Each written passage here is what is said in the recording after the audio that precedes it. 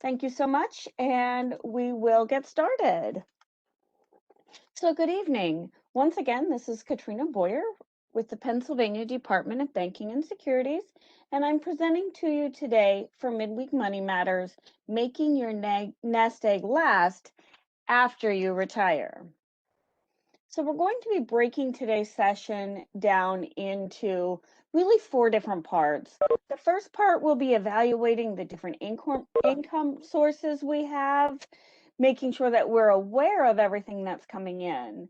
The next part is going to be talking about the required minimum distributions. Now, I do want to mention, and as a caveat, that the RMDs have been changing and there have been some fluctuations in the requirements for some of those policies with the pandemic, but we are going to talk about what the rules are currently. And then we're going to talk about spending it wisely. And when I say spending it wisely, I'm actually going to outline 2 different strategies that you could use to make sure that you are considering what you have and doing the best that you can to make it last. And then finally, we'll wrap it up talking about reliable professionals and the ones that we can hire in order to ensure that we are getting the information that we need in order to be able to enjoy that long-term retirement. So we'll talk about hiring different types of professionals to ensure that we're able to do that. So the first thing that we want to think about, and if you've been on any of our prior presentations, this may be a little bit of a review, but we have to sit back and we have to consider what our sources of income are. We need to understand exactly what's coming in. So we need to look at our retirement savings, our IRAs, our 401ks, and then if we have Social Security and a pension, those are also things that we need to consider. Now, pensions, there aren't a lot of choices that you may have as far as when or how you can withdraw, but understanding what they are and how you're going to be collecting them is really important. The next things that the other types of income that you need to consider are some of those non-traditional. If you have invested in other types of investment funds like money markets, or you have actually opened a market account and you've invested in stocks, mutual funds, and those types of things. You may also have annuities. Now, I mentioned in last week's presentation, it's really important that we understand the annuity product that we're getting into. And if you have questions about annuities specifically, you really need to reach out to the Department of Insurance, and I'll provide that email or that web address in just at the end of today's session. You can also go to naic.org. They have a wealth of information about annuities that you can check out. I am considering inviting a guest presenter from the Department of Insurance for a subsequent event for Midweek Money Matters, but that won't be until at least May or June. So keep your eye out for that. And then another type of non-traditional source of income that we may consider is taking on a part-time job, opening a small business, or even simply making crafts and things that you enjoy doing with your hands and selling them at some of those vendor events, craft fairs and things like that, that are available during normal circumstances. So those are always things that we can do. Not only will they help supplement our income, but it's also a great way for us to stay busy and to continue to be active with our communities. So I always encourage people to really think about that as they are considering what their retirement options are. So I want to talk about the required minimum distribution. So the federal government says that there is an amount of money that you must withdraw once you turn a certain age. It was recently bumped from 70 and a half in 2019 to 72 in 2020. So for those of you who maybe are older than that, maybe you've already had to start withdrawing some of those RMDs. Understand that you cannot stop withdrawing that because you're not yet 72. So you have to continue if you've already started. The other thing that I want to mention about RMDs is that there are two exceptions. If you are still working for the company that has your investment, your 401k, you may not have to start pulling that required minimum distribution. And the other type of exception that's available is if you've got a Roth IRA, because if you recall, when we talked about the types of retirement accounts back in January, the Roth IRAs are growing tax-free and you don't pay tax on them when you withdraw those funds. So make sure that you understand those two exceptions. I will also tell you that the required minimum distribution penalty for not taking what you have to take is 50% of what you should have withdrawn. So if you're 72 years old and you're required to pull something from your account, and I'm just going to pick some random numbers. Let's say you're required to pull out $5,000 a year as your required minimum distribution to your accounts, and you decide not to do that. The penalty you're going to be charged is $2,500. It's 50% of what you should have withdrawn. So trust me when I tell you that you want to make sure that you are pulling out the amount of money that you are required to do. I will put the link in the chat so you can access it at the end of today's presentation. Thank you. So there also is another article that I encourage retirees to make sure that they check out, and it's here at https, and I'm going to go, whoops, I will make sure that you get that link at the end of today's presentation.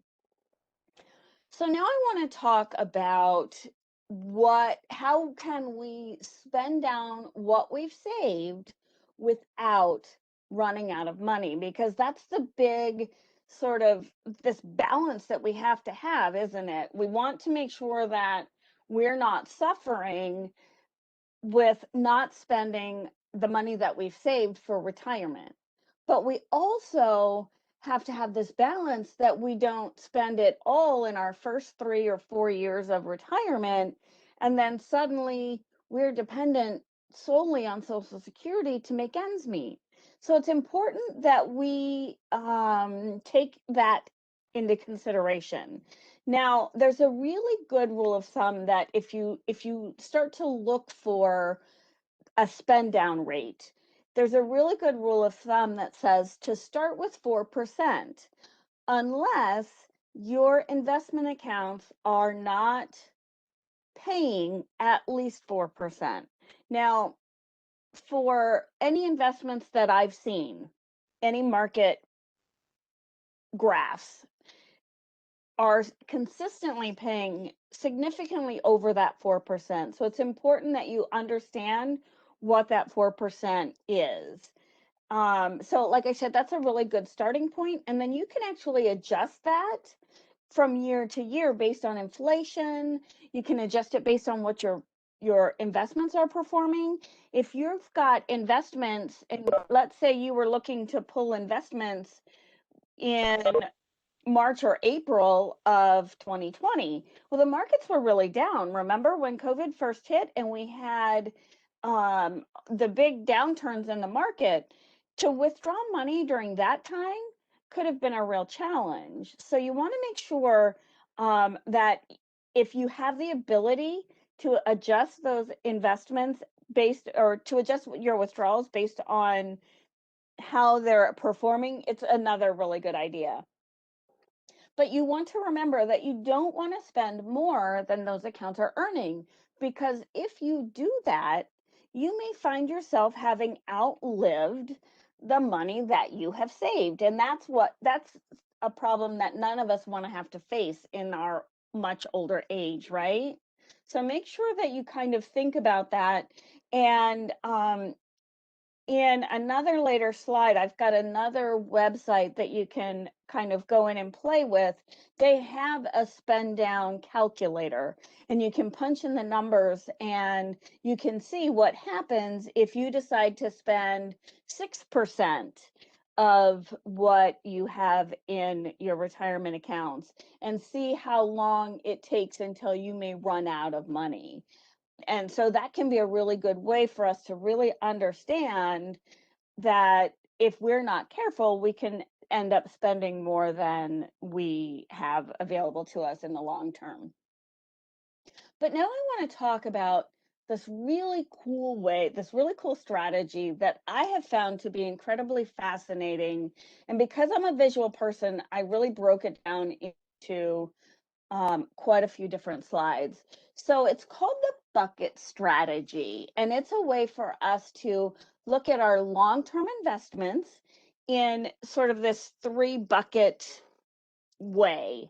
So in our smaller bucket, we're going to keep some money that we need right away. And then we're going to go into money that we're going to need soonish. And then in our biggest bucket, we're going to have this money that we don't necessarily need to get to for a long period of time. So let me go into that a little bit deeper. In our bucket number one, that's where we're going to keep the money that we need for the next 1 to 2 years. That's the money that we're going to access to live on from day to day. We want to keep that in a financial institution like a bank or a credit union that has the appropriate FDIC or NCUA insurance, because that protects your money in those accounts up to the $250,000 current limit per account holder. So it's important that you make sure you stay under that threshold. And if you have questions on that, I am absolutely willing to go over that in more detail at the end of today's session. But as I was saying, this bucket number one is where we're going to keep the money that we're going to need easy access to. It is also the bucket that any direct deposits or other types of regular streams of income that we have should go, because that's what we're going to use to live on from day to day.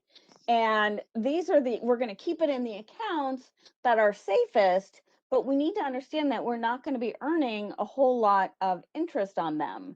Checking accounts really don't pay any interest, but you may find some of your savings accounts may pay a little bit of interest. It really isn't a whole lot, but earning some kind of interest is always better than nothing. So that's what we want to have bucket number one. That's what we want to have in that bucket. So when we look at bucket number two is money that we're going to need soon. And I use soon in air quotes because it's money that we're going to be needing in the next 3 to 5 years. We want to keep that in a more conservative investment account, something that maybe is bonds or bond funds, or something that isn't quite as volatile as the stock market. So you want to make sure that you have the money that you need for the next 3 to 5 years, because again, when markets are down, you don't want to have to be withdrawing money from a market that's already down. You want to keep that money safe so that it has the time to recover that it needs. So you're actually going to, as time goes by, you're going to use the money that's in bucket number two to fill up bucket number one from year to year. So again, we've got that money that's nice and safe there. But we may not want to keep it in a checking or savings because we're really not earning much at all. So having it in something that's more conservative on the investment side can be helpful. And then let's talk about bucket number three, because bucket number three is where we're going to keep the rest of those investments. It's the money that we're going to use later. any money that we have that we don't need to access for at least 5 years, and we can focus on the growth. That's our long-term investments, whether we're investing in real estate, the stock market, mutual funds, because you're not using it for at least 5 years. You have time to recover from any losses.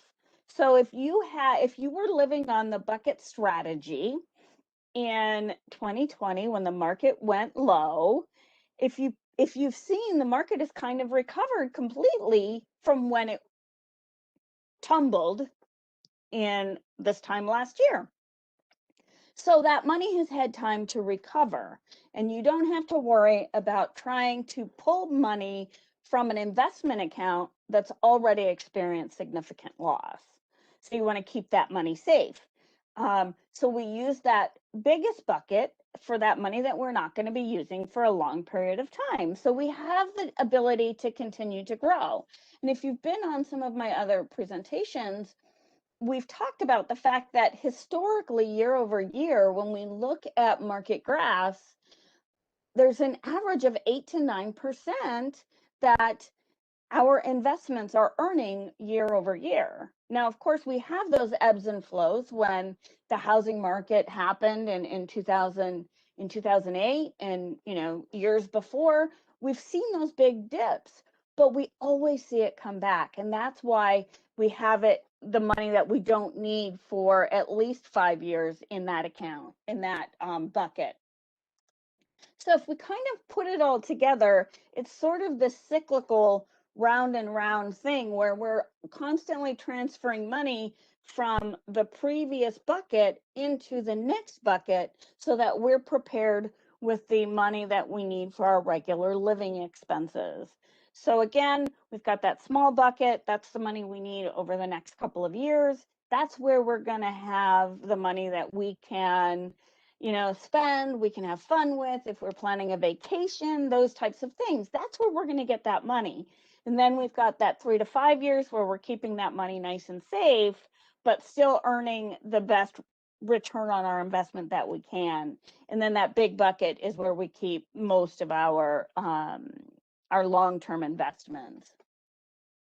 So I hope that the whole bucket strategy kind of makes sense to you. Like I said, I find this to be, because I'm a visual person, I find this to be most useful.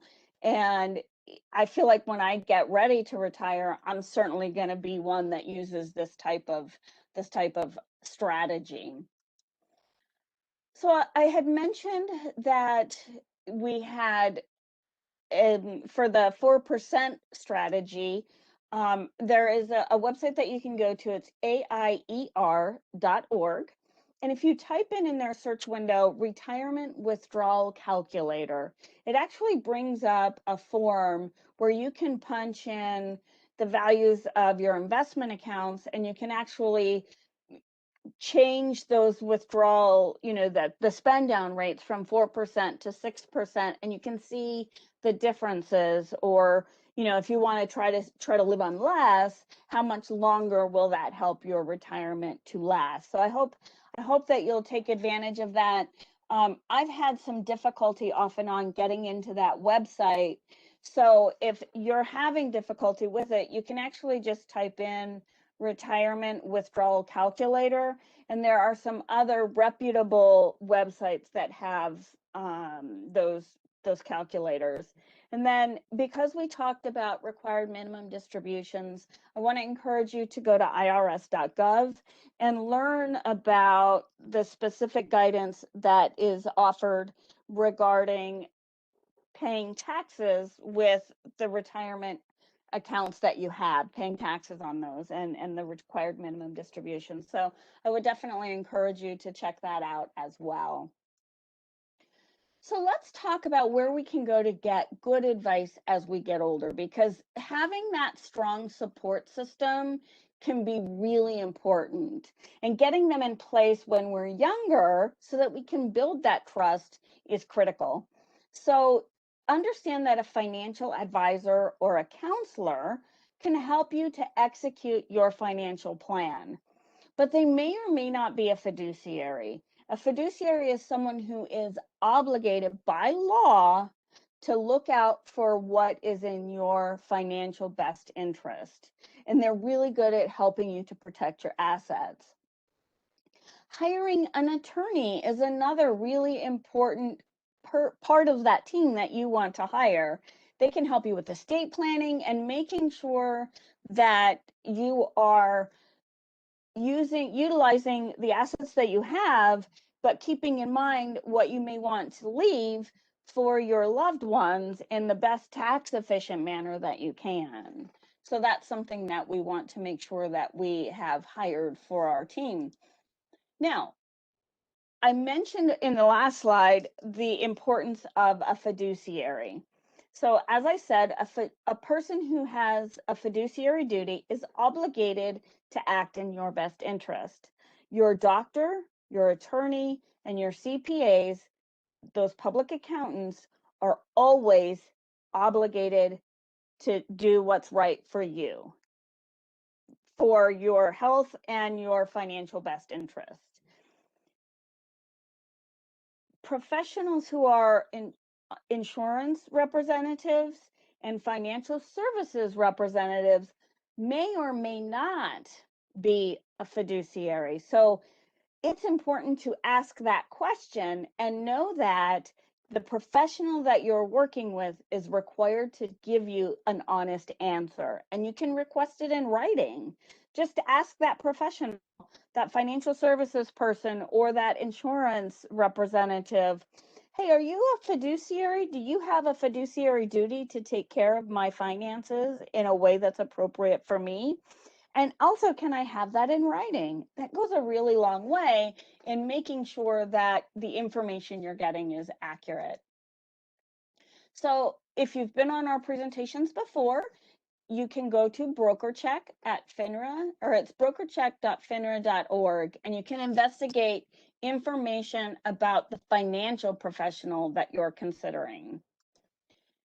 You can also investigate your attorney. You can contact the County Bar Association for the county that you live in, but you want to understand that just because an attorney isn't a member of that county's bar association doesn't mean that they are not licensed by the PA State Bar.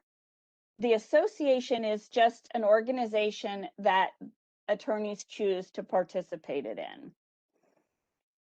So make sure that that you check that. You want to make sure that you're doing business with a person who's properly licensed. So make sure that you are, if you don't use the County Bar Association, that you make sure that they are properly licensed. And I will provide all of these links to the different sites that I refer you to at the end of today's PowerPoint. The BrokerCheck web address is www.brokercheck.finra.org. You can also find out if an attorney in Pennsylvania has had a disciplinary action taken against them at padisciplinaryboard.org. That's a really great place to find out where if the attorney that you are using or you're considering hiring has been in trouble with the Pennsylvania, the state boards. You can find an insurance professional at insurance.pa.gov. That person that you can actually research the company, you can research the broker, the insurance broker, and you can find out about the agency. They also have a really great health insurance navigator, and you can find out information about annuities. Remember, we talked about annuities at the beginning of today's session. We talked about that. You can find out more information at insurance.pa.gov. I do want to remind you, as usual, that our Office of Consumer Services is available to answer your questions regarding the companies that we register or license in the Commonwealth of Pennsylvania. You can reach them at 800 PA Banks. Those calls are free, and the services from those amazing consumer services specialists are also free. If you call 800 PA Banks, a real life person should answer your call. You can also go to dobs.pa.gov, click under consumers, and we have oodles of other resources that are available under our Learn tab under consumers. So I would encourage you to check that out as well. So I want to thank you for participating in today's Midweek Money Matters. We are going to stop the recording and we'll go to questions live from our attendees.